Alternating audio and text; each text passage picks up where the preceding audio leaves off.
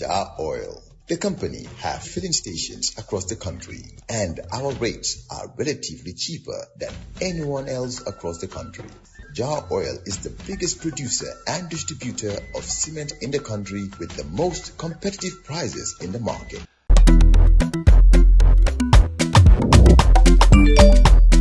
Excellent jam, Suway. Yo, apply. Yo, luta do dede. Luta mo nulo jël moto nga andil ma xaalis. Hello? Ano lay waxal? Bisul mu fine. What? Bisul mu fine. Oh, yes!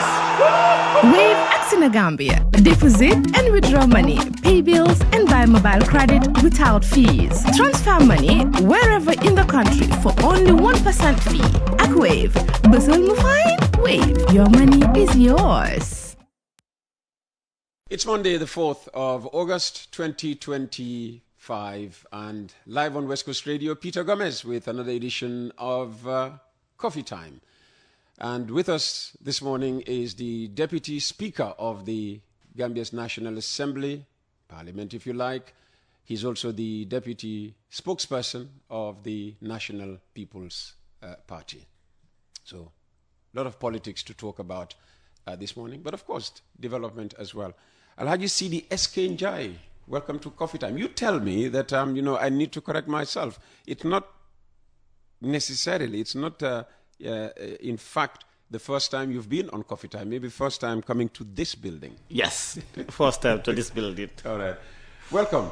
Thank you, Uncle Peter, and good morning to listeners. Hello, everyone. I thought you would be here in grey or ash color. Oh.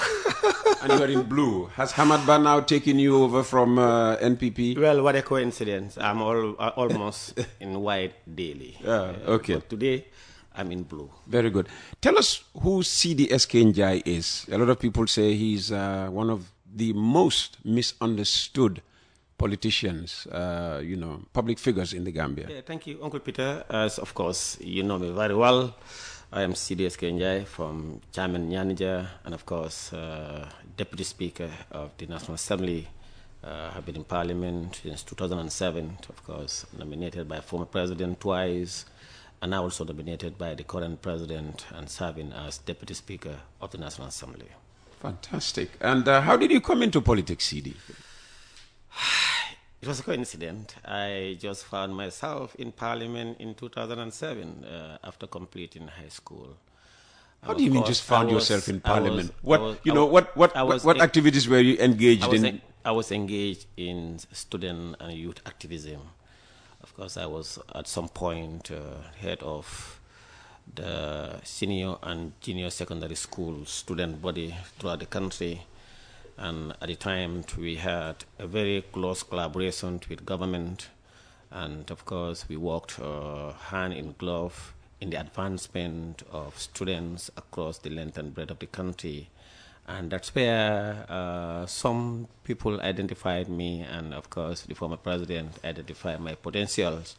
And people thought and believed at the time that I could be of good asset, probably one may put it, to the country. And having served as activists, students and youth, so it was not a coincidence to send me into Parliament as a youth representative and as well as member of the National Assembly in 2007. And from then, I tried my best to be equal to the task and contribute my quota to national development, to the advancement of socio-economic development of the country and of Parliament and of national duty. So I was also renominated again in 2012 by the then President into Parliament, being the first person to be nominated twice by the former President. And here also now, in a different capacity, still nominated member of the National Assembly by His Excellency President Adama Barrow, and of course tapped me as a Deputy Speaker, role which I am serving to the best of my ability. And of course, maybe you'll be nominated a second time by him again, provided he wins in 2026. We'll come to that later on. So what activities were you engaged in as a high school student that, led to you being identified by the president? You know, as a high school student and head of the entire country's student body, we are engaged in promotion and promoting the welfare of school children across the length and breadth of the country, looking at probably issues such as scholarships, such as oneness, togetherness, such as going around the length and breadth of the country, preaching students about patriotism, about nationalism, about cohesion, about the maintenance of peace and stability, about the importance of partnering with government for the advancement of especially underprivileged, the downtrodden, and also securing scholarship for those underprivileged school children. It's involved a lot of things. At times also, of course, students may want to engage in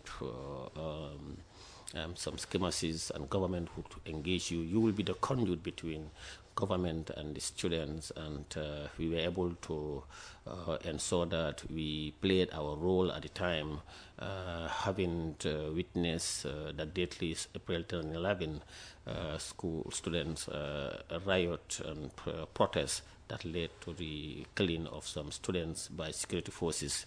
So we wanted to do our best to make sure such thing does not reoccur anymore in this country. At the time when we were leading the student body, we were always at dialogue and engage security forces, engage government, and engage the students in helping to keep the peace, because peace and stability is the business of each and every Gambian, irrespective of your age, of your background, of where you come from, because violence knows no background, no tribe, or no region.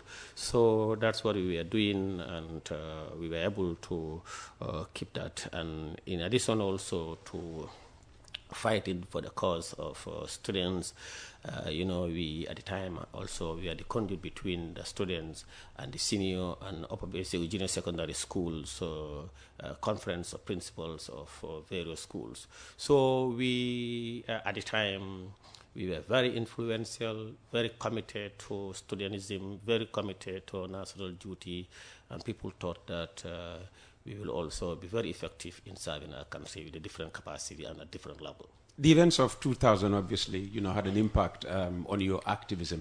Did you always, have this at the back of your mind when you negotiated with security officials? And why did you have to negotiate with security officials? Was there any point during your tenure that students wanted to protest again?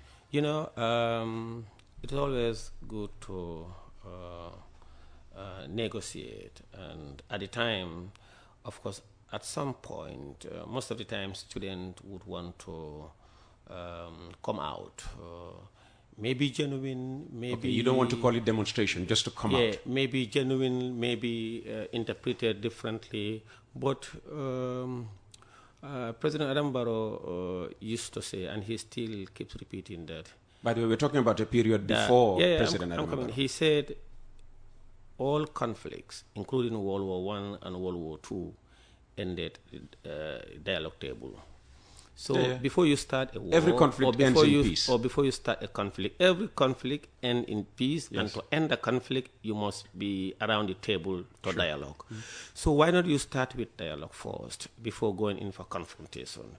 So at the time when students want to come out, there are a lot of issues surrounding certain schools. Sometimes not necessarily the student body, but in a particular school, for instance, they talked about veil, or they talked about certain things. You remember those St. Teresa's. Yes, or sometimes also students want to say that our teachers are not giving us the required lessons we needed, or they will say teachers' salary has been laid, or school closing, or examination malpractices. So they want to capitalize, because at the time we never wanted anyone to use our student body, to use school children for their own whatever interest they may have that may at the end of the day affect us, the school-going children. Because if there is a conflict, it's the school-going children who will probably the greater share of the negativity, because there will not be a school if there is no peace. There will not be enough classes or lectures. You will lose the contact hours, from morning to evening. And when you count that by weekly, so it's affecting your quality of education, and it affects, at the end of the day, your results. So we were committed. In essence, we were the government of senior and upper basic schools, and also we had a very cordial relationship with our partners, that is the GAMSU and Knox at the time, and we remember there was this reconciliation between and yours was NAPSA, right? Yes, we were NAPSA, and later on to GAMSU, to Knox National Union of Gambian Students, and we jointly always organize events together. Okay. So you got, nominated first time, then you got nominated a second time, and during this second tenure in the National Assembly was when we had the elections in 2016, and Adama Barrow won, of course. Your candidate lost, but he didn't want to leave. Yes. And then you played a key role in interim period. Yes, leading to the transition. Yes, I remember we discussed that extensively with you here. Yes, that happened in 2016, 2017, and we never wanted to. We considered at the time. Later on, we changed our decision and wanted to go to court, and eventually, we all know what happened, and up to this day today. Okay, and Seedy Njie played a lead role. I'm sure you are seeing, videos being rehashed and recirculated. And every time Seedy is involved in some high-profile thing, people who don't like Seedy would release those things. And, indeed, and it is. It's an opportunity. It's an opportunity to explain yourself. No, we did that here. Yes. So, well, that was years ago. Yeah, you always have new ones. No, that was last year. Who consume the false information. Exactly.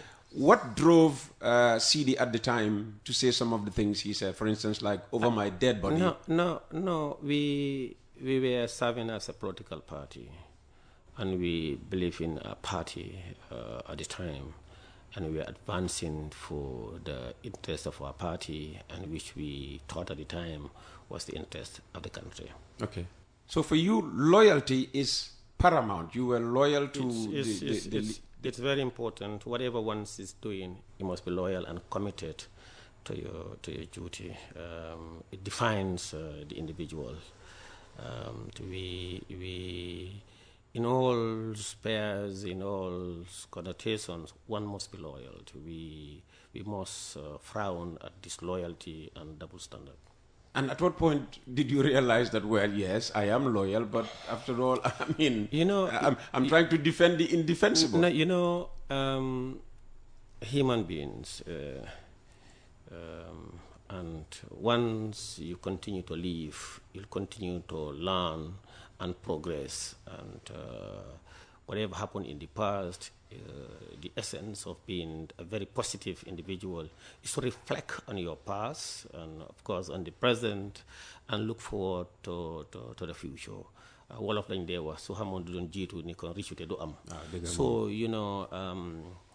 growing up from being a toddler to a primary school boy, to a secondary school, high school, university, and to work, of course, your first years of work experience, and as you move on to many years. So all those stages have different lessons that you will learn, and you will, of course, do your best to get the positive out of it, and of course see the positive and the negative and move forward. So whatever happened, even yesterday or the day before yesterday, we've learned from the negative thing, and if we have wronged individuals or our family members or state or whosoever, we unreservedly apologize and we move on. Okay. And do you think, learning from your mistakes has made you a better person, a better politician? It for that matter? always makes a person a better person. And I urge and call on every individual to reflect on our past, learn from our mistakes, and look forward to a more positive, more engagement, and more fruitful future.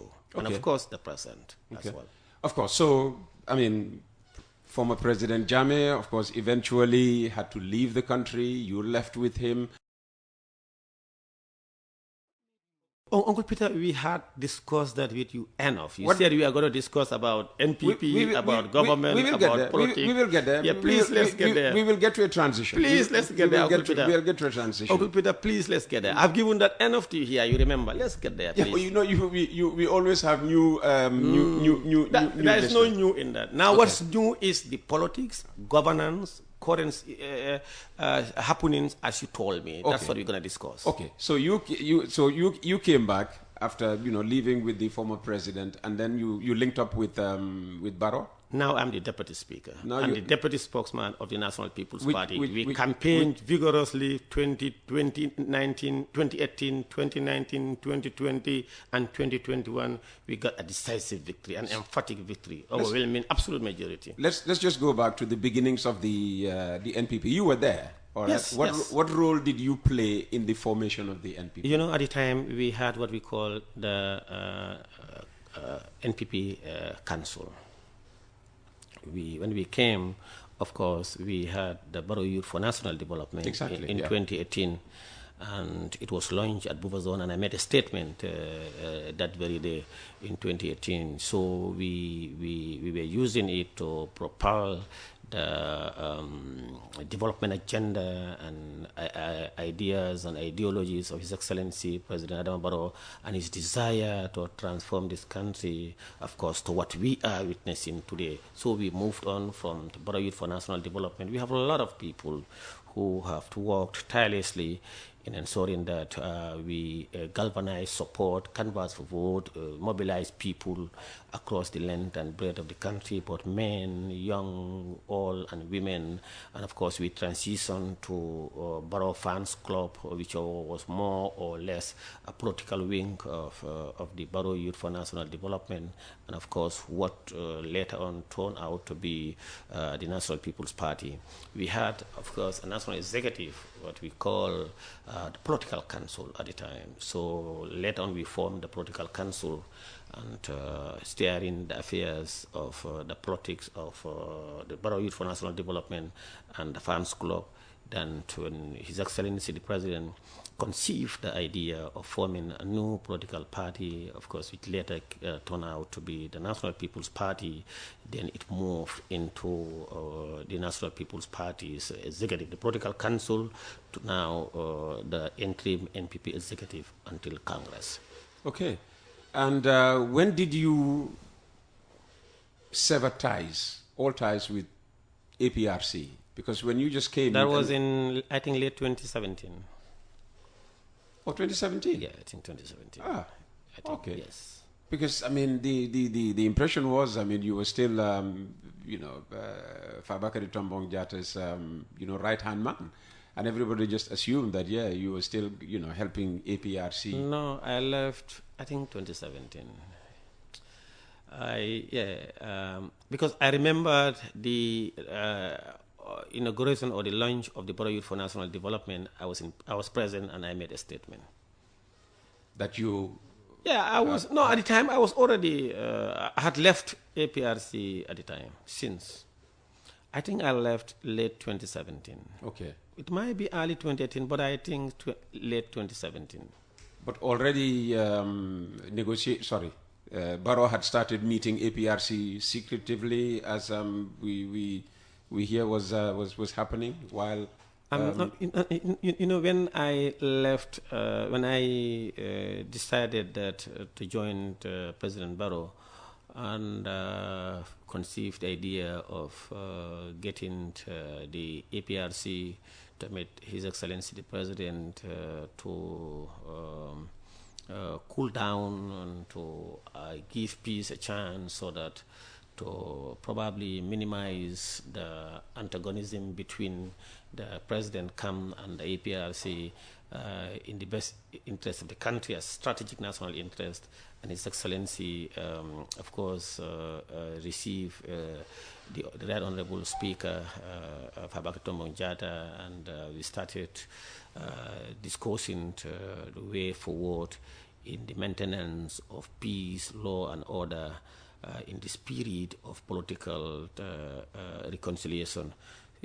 Yes. So initially, it was just to cool down, to use your own words, not to form an alliance. We started discussing, and then, as His Excellency informed us that when I went with the Right Honorable Fabakary Tombong Jatta to meet with him to discuss ways of working together in the interest of moving the country forward, especially in the area of peace and security and political reconciliation.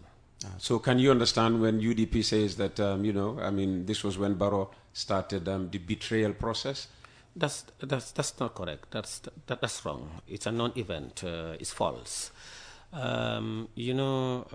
Excellency the President was a member of the United Democratic Party and of course contested and won. They were very proud and he was very proud to be one as a coalition, not as Yeah, I mean he was a member of the United Democratic Party. No, yes. Of course he contested as a coalition and independent candidate, but a product of the United Democratic Party and a proud one for that matter. And after winning the elections, he of course continued to identify himself as a good product of the United Democratic Party, calling their party leader as his political godfather and giving them all the opportunity, all the honor and respect he deserved. And he continued to serve. And at some point, those who were probably unable to peep in the window or eavesdrop weren't aware of what was actually happening inside. But if you have anyone who's close to eavesdroppers, you may notice that there was a ploy to probably push him off this chair and get someone to take over. So it continues, but that was never the... So the eavesdropping was on, a scheme by the UDP to undermine him? No, what I mean by says if you were not opportune to be an eavesdropper to what is happening at number 1 Marina Parade, or you were not close to those people, you may not know what was happening between His Excellency the President and UDP at the time. And what was happening? But later on we realized there was a ploy to get him out of the bus and replace with their party leader, of course, so that he doesn't contest the next elections. And there are also political pundits who suggested that if they were probably to be in the shoes of the ANM Ousainou Darboe and the UDP, they will own their own product and of course transition from independent to a UDP presidential candidate in the name of President Barrow in 2021, which of course never happened. And there are a lot of talks, when there was this fans club and subsequently the formation of the National People's Party, we went in for 2026 campaign and Gambia decided to choose between progress, development, peace, stability, tolerance, democracy, patience, and then to the opposite, hoped and of course. Yeah, but people blame Barrow. He asked for leadership, or rather the flag bearer position at a time when the UDP had not held its Congress, and reportedly he was told to wait for the next Congress. But apparently he was in a hurry to get it, when he wanted it. Maybe those who blame Barrow, they have not been fair to him and to the Gambian people. A member of a political party can at any point in time seek for the leadership of his or her political party. That's the internal democracy. That's the fundamental rights of members and supporters of each political party has, especially an individual who rose to the highest position on earth, that is being the President of the Republic. Naturally... That's the highest position on earth? It's not Donald Trump's... That's the highest position on earth, to be a president. Oh, okay. To be a president is the highest position on earth. And naturally, what could have been done was every other individual who had an opportunity or who conceived the idea of at some point being the leader or the flag bearer of the United Democratic Party, they have been looking for the opportunity of winning elections for over 2 decades. And one of our product, our son, luckily and by destiny, want the coveted position.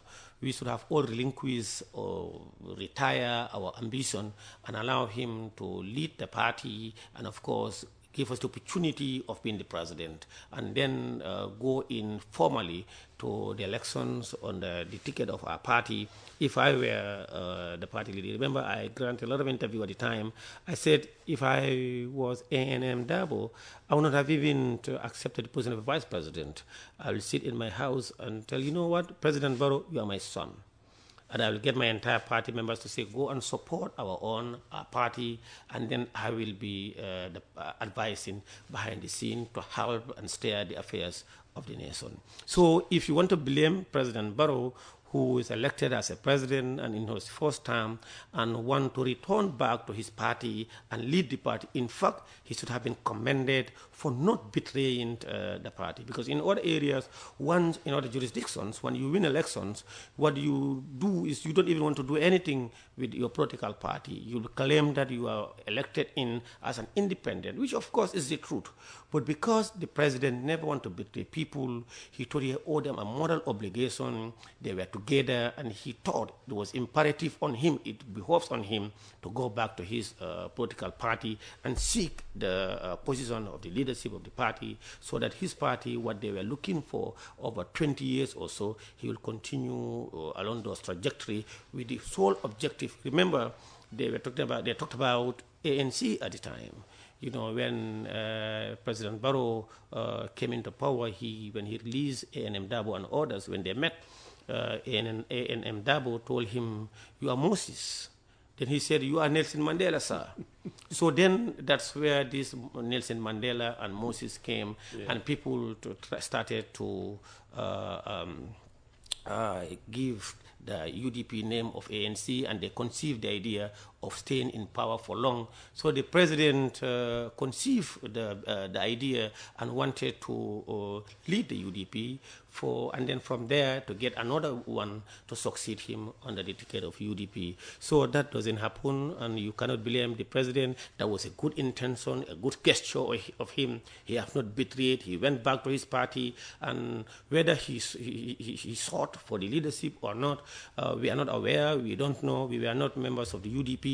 But if he does, it was a great thing for him. Mm-hmm. So, according to you, Usainu Dabo, once Barrow had become president, should have just retired from politics and urged his party to support Barrow, so that he just relaxes to know that, well, he has finally guided UDP to power. Exactly. That would have been the best bet. If he had done that, there would not have been any differences between him and the current president, and of course there wouldn't have been camp for pro Barrow, pro A&M Dabo. Right. Because once I'm elected the president, the highest opportunity, position, and honor I can give to an individual is vice president, and the president made him vice president.